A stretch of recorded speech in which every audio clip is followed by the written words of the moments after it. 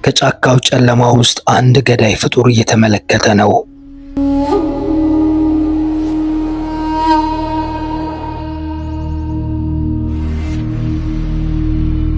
ርዝመቱ 3 ሜትር፣ የአፍሪካ ቁጥር 1 አስፈሪው እባብ ነው። የጫካው ኮብራ።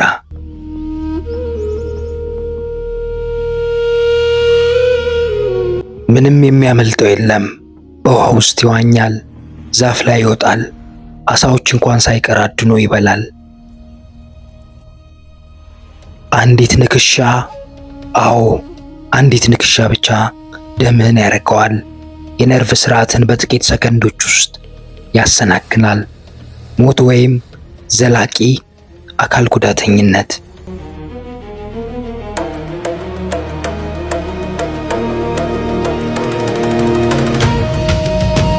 ከሰው ልጅ ጋር ሲገናኝ ማምለጥ የለም።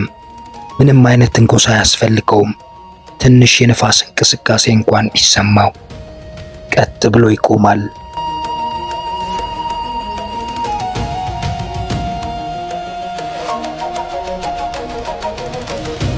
አሁን ተከቧል፣ ግን የበለጠ ተናካሽ ሆኗል።